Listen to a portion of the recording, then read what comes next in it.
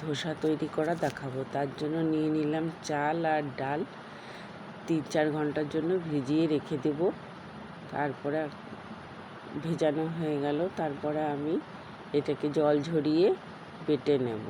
বেটে একটা পাত্রে আমি ওভারনাইট ভিজতে দেব।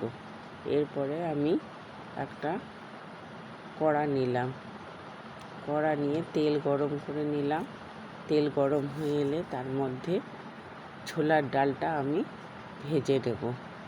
ছোলার ডালটা যখন লাল লাল হয়ে আসবে তখন আমি মিক্সিং বাটিতে তুলে নিলাম। ওর মধ্যে দিয়ে দিলাম কিছুটা পরিমাণে নারকেলের টুকরো। এইভাবে আমি চাটনি বানাই। নারকেল আর ছোলার ডালটাকে পেস্ট করে একটা পাত্রে রেখে দিলাম।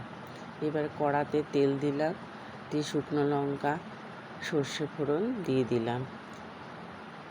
গরম হয়ে এলো, এরপর আমি দিয়ে দেবো কিছুটা পরিমাণে কারি পাতা। এটা যখন হয়ে এলো এরপর এর মধ্যে বেটে রাখা ডালের মধ্যে আমি এটা দিয়ে দিলাম। এরপরে দিয়ে দেবো নুন, দিয়ে ব্যাটারটাকে নাড়িয়ে চাড়িয়ে নেব। আমার দেখুন চাটনিটা রেডি হয়ে গেল। এরপরে আমি আবার কড়াতে একটু তেল দিয়ে নিলাম, দিয়ে আবার সর্ষে ফোড়ন, শুকনো লঙ্কা দিয়ে দেবো। আমি ডাল তৈরি করব, আগে থেকে আমি ডালটা সেদ্ধ করে রেখেছিলাম। দিয়ে দিলাম এবারে কারি পাতা, কড়ার মধ্যে ডাল দিয়ে দিলাম, কারি পাতা দিয়ে দিলাম। দিয়ে পরে ফুটে এলে এরপরে আগে থেকে আমি তেঁতুল জল রেডি করে রেখেছিলাম সেটা দিয়ে দিলাম। এরপরে আমি দিয়ে দেবো সামান্য পরিমাণে মিষ্টি, এখানে একটু চিনি দিয়ে দিলাম। আর আমি দিয়ে দেবো সম্বর মশলা। আমি একটুখানি সামান্য পরিমাণে সম্বর মশলা দিয়ে দিলাম। দিয়ে দিলে আমার ডালটা আমার রেডি হয়ে গেল।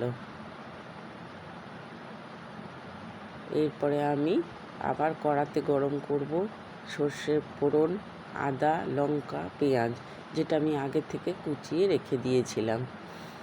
এরপরে আমি দিয়ে দেবো কারি পাতা আর দিয়ে দেব নুন, দিয়ে ভালো করে নেড়ে চেড়ে আগে থেকে সিদ্ধ করে রাখা আলুগুলো দিয়ে দিলাম। এরপরে আমি এগুলো ভাজা ভাজা হয়ে এলে এবারে দেখুন ধোসার মশলা রেডি।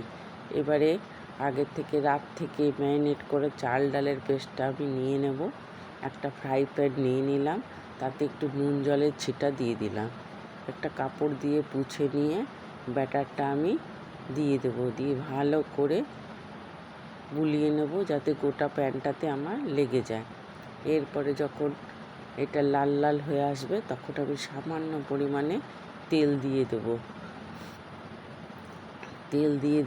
এরপর আমি আলুর পুরটাকে দিয়ে দিলাম।